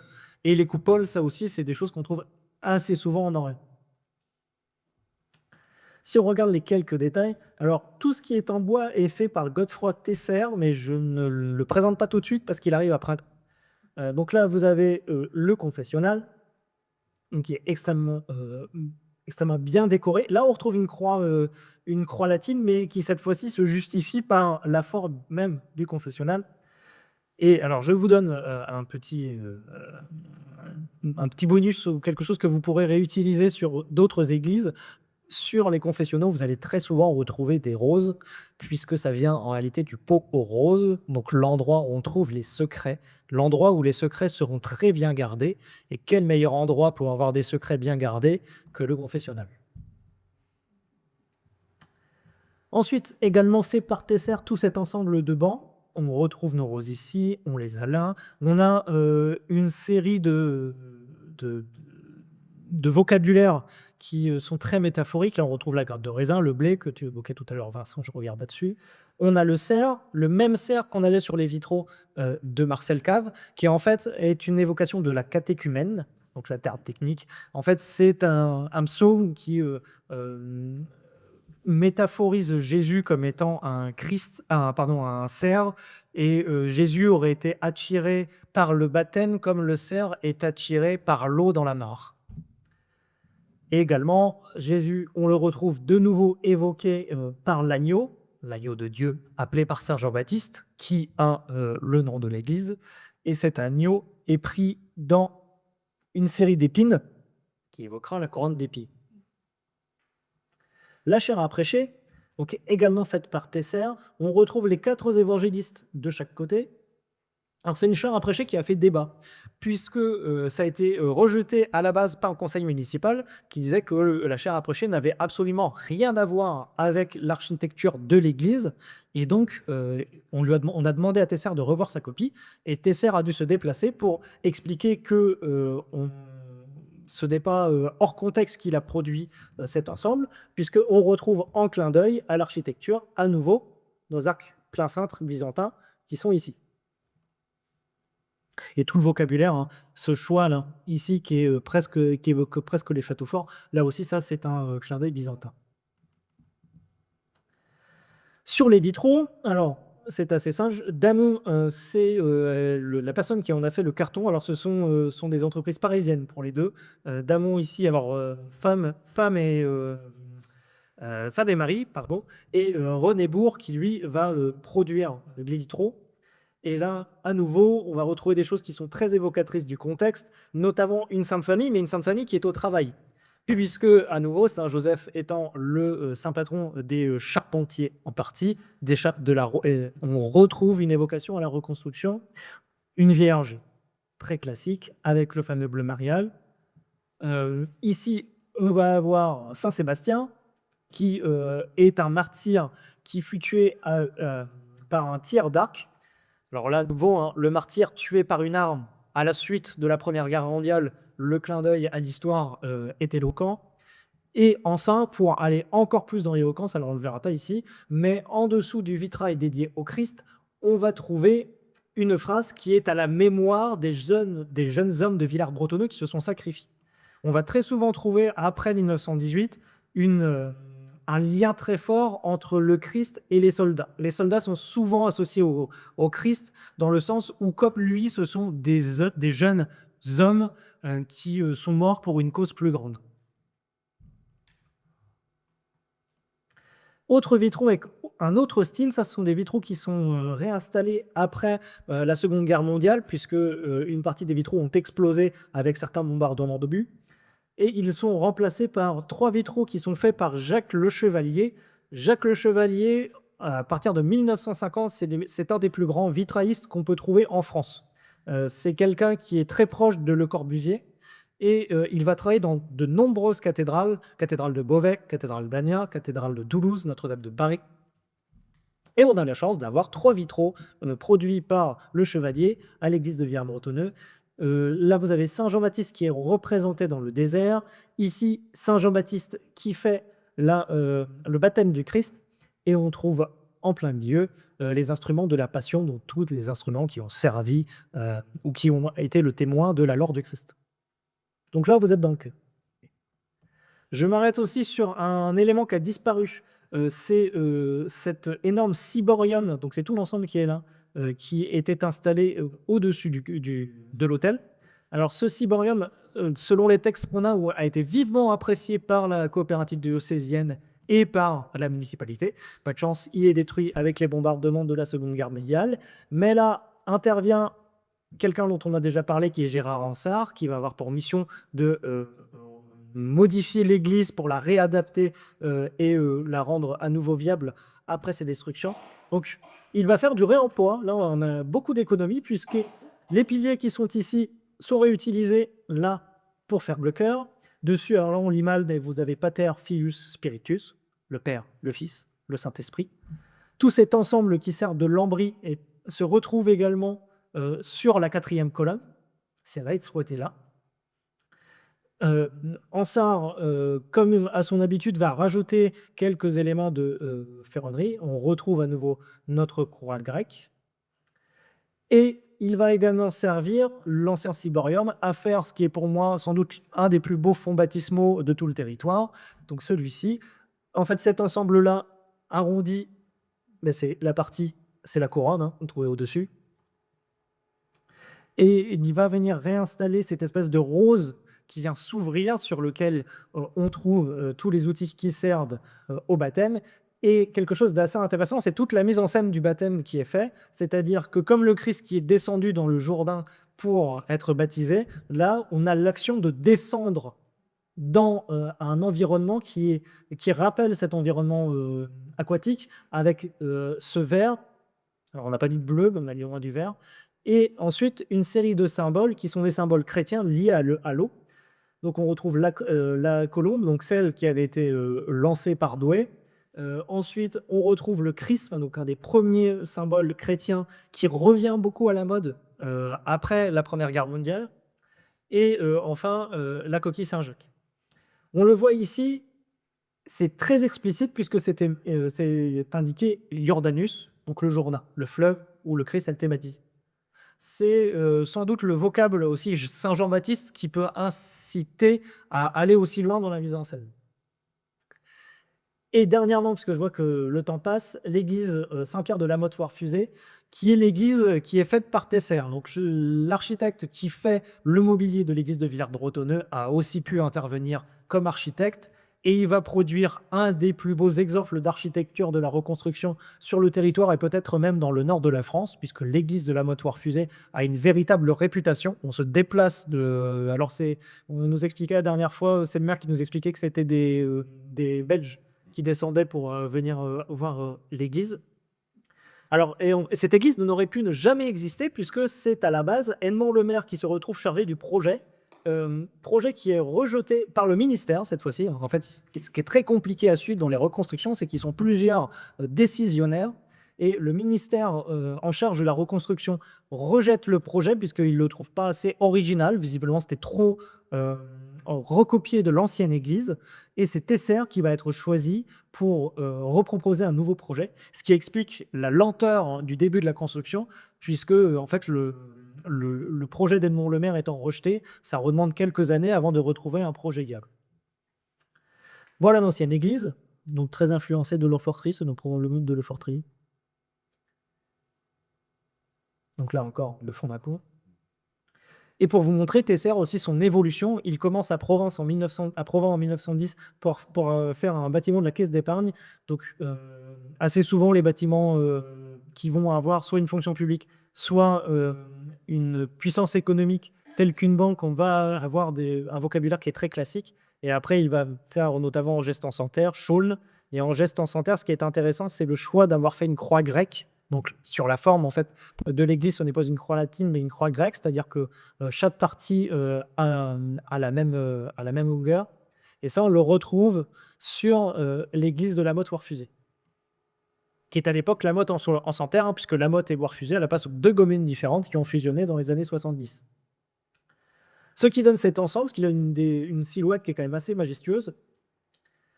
Alors, le Christ que vous avez là est un Christ qui est produit par un artiste qui est assez anonyme, qui s'appelle Legrand, dont on a un peu de mal à retrouver des informations.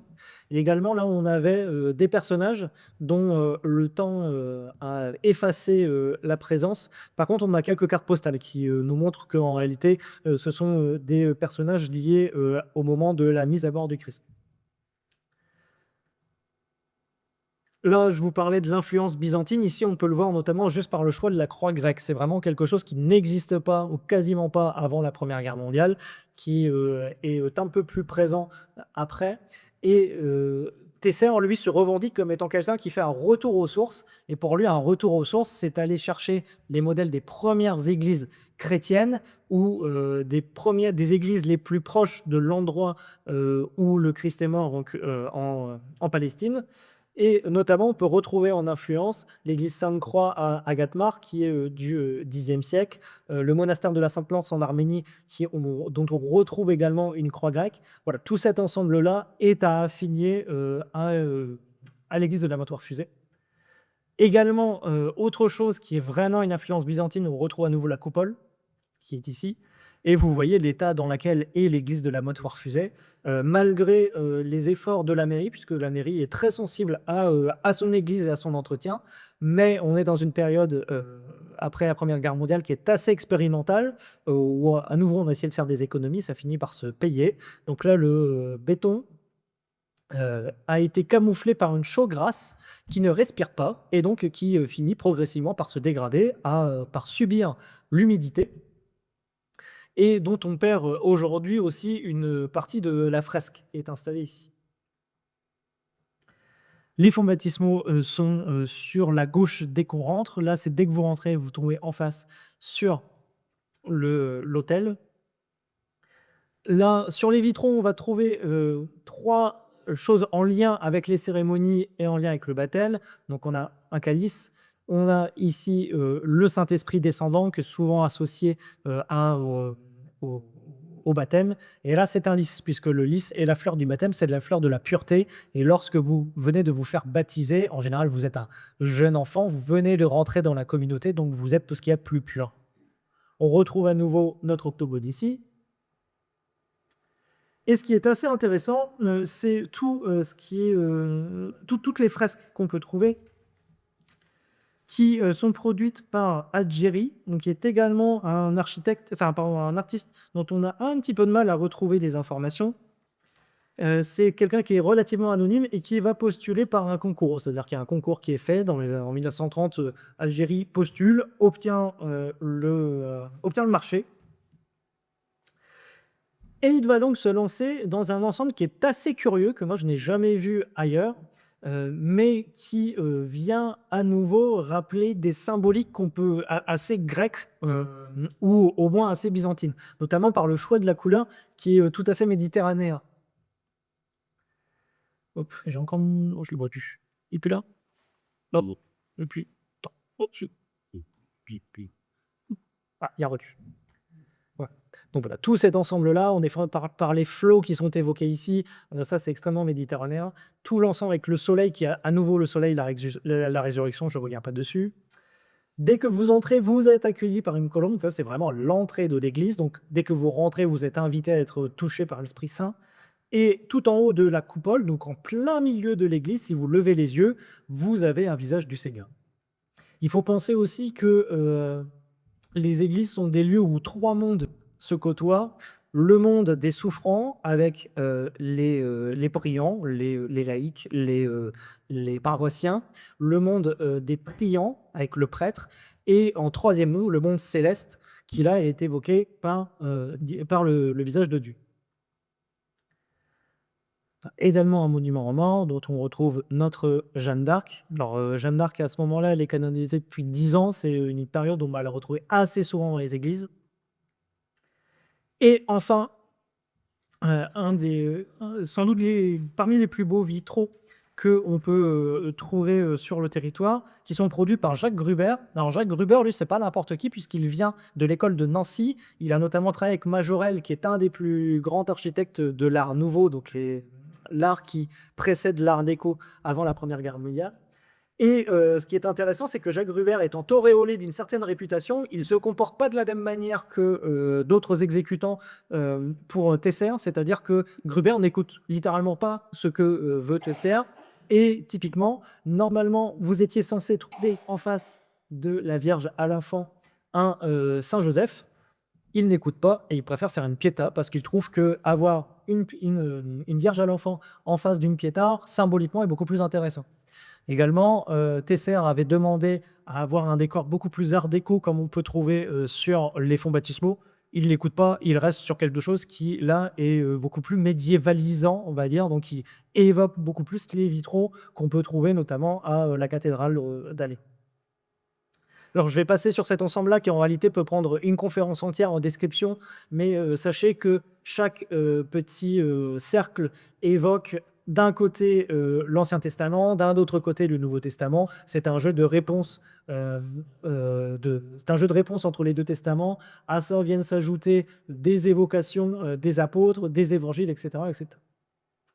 Je vous montre également toute la partie qui est cachée par la voûte, donc tout l'ensemble en béton qui est ici, pour aboutir à la flèche, qui est sans doute la chose la plus iconique de l'église, pardon, dont l'origine n'est pas volontaire, c'est-à-dire que Tesser ne partait pas du tout là-dessus à la base. C'était censé être une flèche en ardoise, Sauf que plus d'argent, il y avait un problème financier, et donc on a demandé à Tesser de se débrouiller sans les fonds.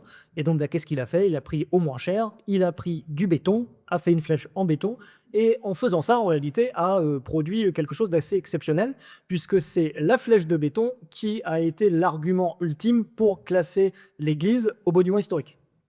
C'est pour ça que j'ai placé à côté cette petite phrase de Baudelaire, parce que la forme est contraignante, l'idée qui jaillit est plus intense. Et là, vous avez une photo de l'église à peine achevée, dont on voit, alors il faut se méfier puisque le noir et blanc peut accentuer le blanc, mais dont on voit quand même que le béton devait en être un petit peu plus éclatant que maintenant. Et pour terminer la conférence, un petit mot de Le Corbusier qui nous dit que l'architecture est un fait d'art, un phénomène qui suscite de l'émotion, et au-delà des problèmes de construction. La construction sert à faire tenir, l'architecture à émouvoir. Voilà. On terminera là-dessus. Merci. Héros.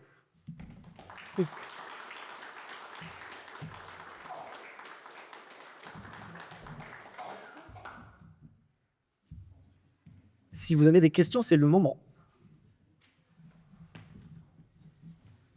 D'habitude, Stéphane des Toulouse en conférence vous pose une question, tant plus là.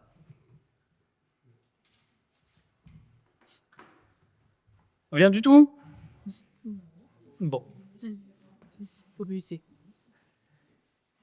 Eh bien, écoutez, si vous n'avez rien à rajouter, on va conclure là, ce qui fait qu'en fait, vous avez prévu 1h30 avec les questions. On peut les questions, donc on fait 1h30, parfait. Donc, merci de votre attention, en espérant que ça vous ait plu. Si vous avez des questions, on reste à disposition. Si vous voulez voir quelques documents, quelques images, n'hésitez pas. Je ne l'ai pas indiqué, mais petit clin d'œil à Isabelle Barbeda, qui en fait est quelqu'un qui a travaillé pour l'inventaire général du patrimoine, qui a travaillé énormément sur le territoire et qui nous fait gagner énormément de temps par rapport aux recherches qu'elle a produites, notamment le travail de l'abattoir fusée qui est extrêmement abouti. Donc c'est quelqu'un qui a beaucoup travaillé, qui a fait un travail remarquable et qu'on voudrait saluer ici. Voilà. Alors, si toujours pas de questions, on va allumer, puis il va falloir finir tout ce qu'il y a derrière. Donc, n'hésitez pas à y aller. Merci.